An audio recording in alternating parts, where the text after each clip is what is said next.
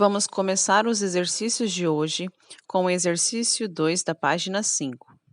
O Pico da Neblina, localizado na Serra do Imeri, no estado do Amazonas, é o ponto mais alto do Brasil, com aproximadamente 2.995 metros de altitude.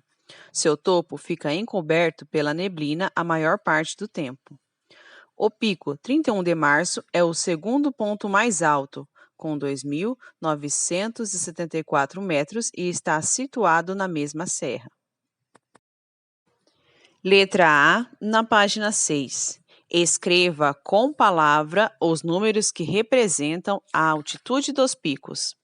Vocês devem escrever com palavras a altitude do Pico da Neblina e do Pico 31 de março, que estão no enunciado do exercício 2.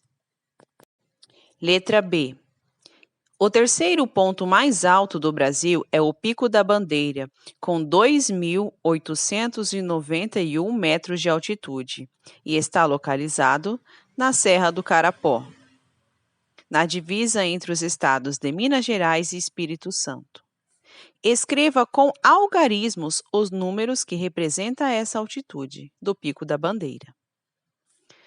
Quanto falta para esse pico se igualar à maior altitude do Brasil?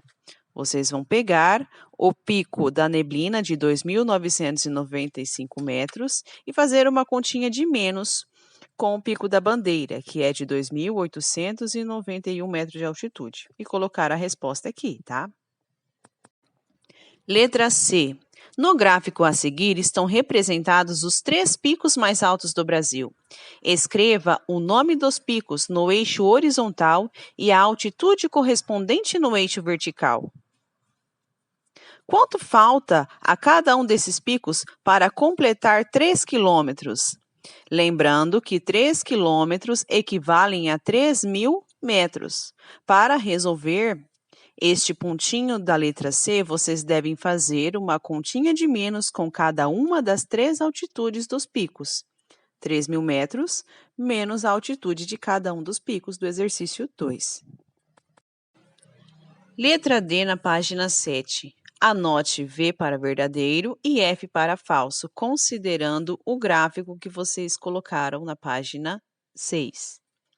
Uma altitude igual a 2.897 metros seria marcada abaixo da altitude do pico 31 de março? Coloque em verdadeiro ou falso. Acima da altitude do Pico da Bandeira? Coloque em verdadeiro ou falso. Entre a altitude do Pico da Bandeira e a altitude do pico 31 de março? Coloque em verdadeiro ou falso. Letra E. Complete a informação de modo que ela seja falsa, considerando o gráfico do item C. Uma altitude igual a 2.897 metros seria marcada. Vocês vão completar esta frase de modo que ela se torne uma afirmativa falsa.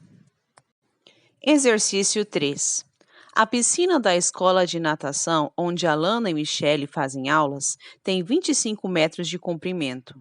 Hoje, Alana nadou 9 piscinas e Michele nadou meio quilômetro. Letra A. Quem nadou o maior percurso? Para descobrir a resposta, vocês devem lembrar que meio quilômetro equivale à metade de 1 quilômetro. Qual é a metade de 1.000 metros? Depois, vocês vão pegar esses 25 metros da piscina e multiplicar pelo número 9, que é a quantidade de piscinas que a Alana nadou.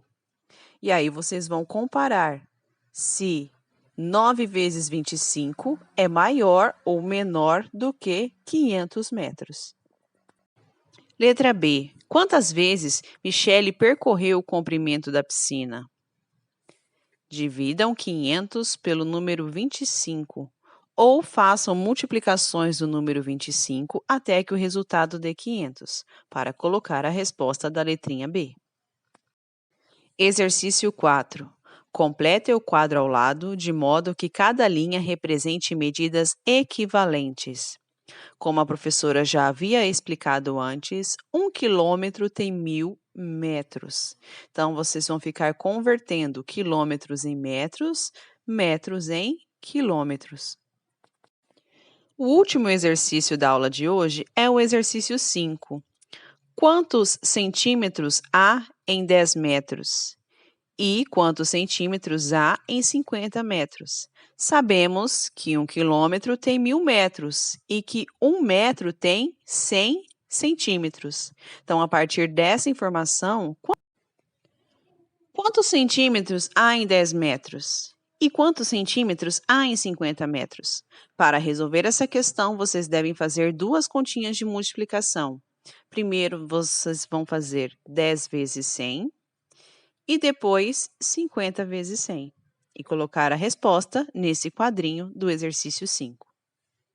Essas são as atividades da aula de hoje.